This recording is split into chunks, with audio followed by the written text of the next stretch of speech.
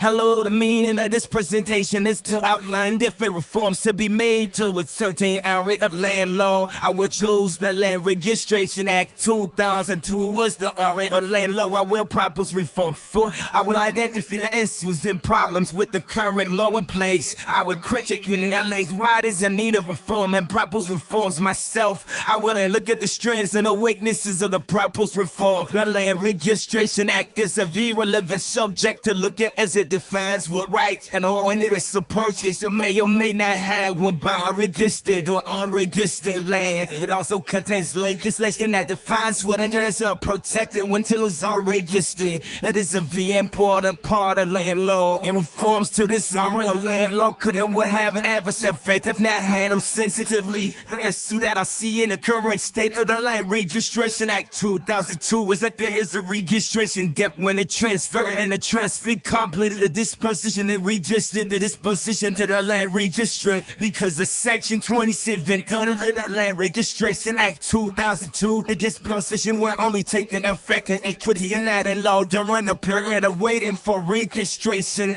as stated in section 27 only the disposition of a register that all registered charges required to be completed by registration. It does not operate at law until the relevant registration requirements are made. Despite this, unless powers can enable any person that is entered to be registered to enter and develop transfers of the land during this registration gap. The gap can be long, and it is said by multiple stakeholders that the gap is getting longer rather than short. And even with the advancement of technology and the ability of electoral payment of stamp duty, land tax, and electronic allotment of land registry being a possibility, registration could take up to 6 months, and the owner may try to enforce a positive covenant in this time period. The reason for a possibility of a 6-month period is that the land registry has to deal with multiple regulations, and there are 2 waiting registrations, and that there are 2 waiting points in the registration gap, the gap between the completion of the disposition and applying the land registration. The second wait is the period of time of the application being submitted by the land registry and it being completed and then backdated. Further issues are found in the case of Brown and Root Technology versus Sun Alliance in London, now Serious Code in 1996.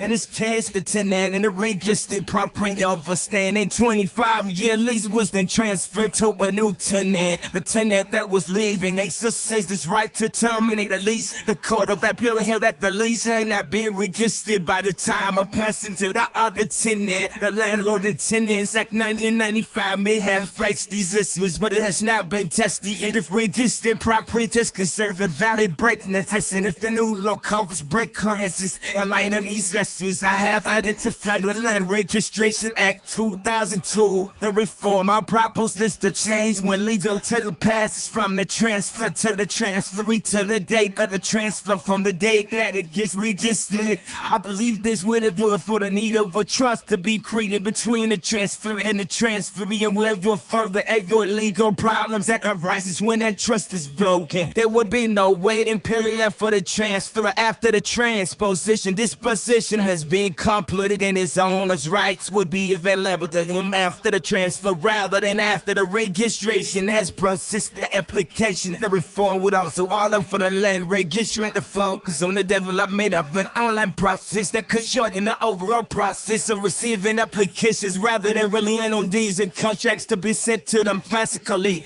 There are also obvious weaknesses to this proposal reform, one being that it will not solve a significant part of the problems of registration taking a long time for complicated issues to be registered. The reform would also undermine the current registry policy and could offer the possibility of owners choosing not to register, as they would not be in a rush to become the owner by application. Owners would also find it hard to enforce certain rights if their name is not on the registry. It would cause further confusion in the legal process. Multiple sections of the statute would also have to be amended because of the proposed reform, such as section 24 of the Land Registration Act 2002, which states that a person is entitled to exercise on his rights in relation to a registered estate or charge if he is a registered proprietor or entitled to be registered as a proprietor. Sections like this would be amended throughout because of this reform.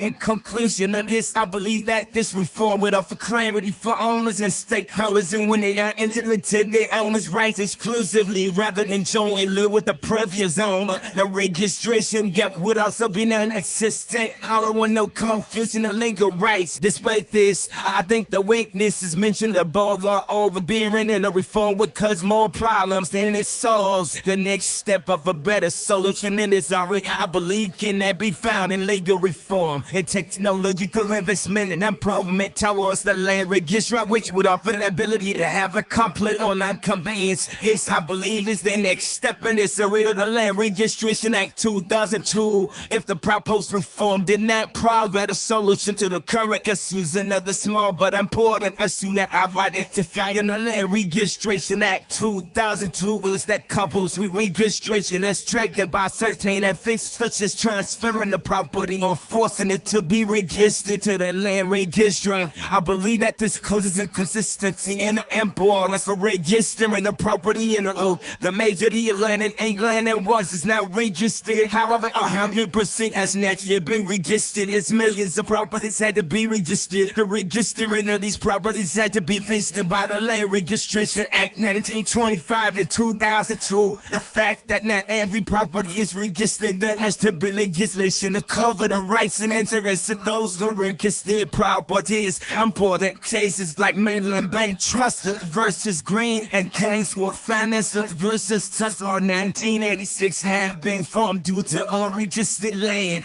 A Midland Bank Trust versus Green 1980, when a farmer granted an option to his son to purchase his farm. The family had a disagreement and the husband sold the farm, which he said was worth 40,000 pounds to his wife for 500 pounds. This overrides the option as it was not registered as it should have been under the Land Charges Act 1972. This case shows how things can happen in bad faith due to unregistered land. And Kingswood Finance Limited Tesla 1986, Mr. Tesla was the sole registered proprietor of some land upon which he lived with his wife. They fell out of like Nemz and cash that leaves him mortgage the house and then defaulted. Miss Tiffany had contributed to the purchase price of the property. The bank could not obtain possession of the house due to an equitable interest in the house overridden by the actual occupation. These two cases are very important on unregistered land. This level of overreach would also have less cases to deal with, as it would only apply to registered land rather than registered and unregistered. My proposed reform for these issues would be to amend the Land Registration Act 2002 to for registering of all property in the oak by 2020 or receive a fine when forced to register after a trigger event. This proposed reform will help all of the cases that are complicated when dealing with unregistered land, and to help stop it just as by bad faith is shown in the leading case in that area. The reform will have the solidify the importance of registering the property in the oak, and without a land registrar to have access to every property in the oak, the statute Land Charges Act 1972 would also be able to become shorter and more precise, and the law found in that statute to protect unregistered owners and equitable interest and improving clarity that is lacking at times. The negatives of this reform is that it may be overreaching on the possibility to register every property in the oak.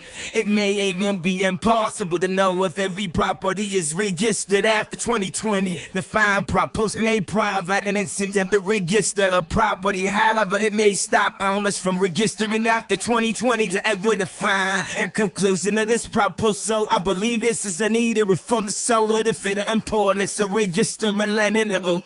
It would also allow the land registrar to have a full database of land in the oak, so there is no confusion in ownership of the property. The weaknesses may make this reform unreasonable and or unrealistic to be used in the oak legislation. However, I believe the proposed reform should and could have a positive change to the Land Registration Act 2002. In reflection in about my proposals, I believe both have a place in the oak legislation if the appropriate change need to come to fruition, and the expected weaknesses could be dealt with the support of professional consultants revision. Thank you.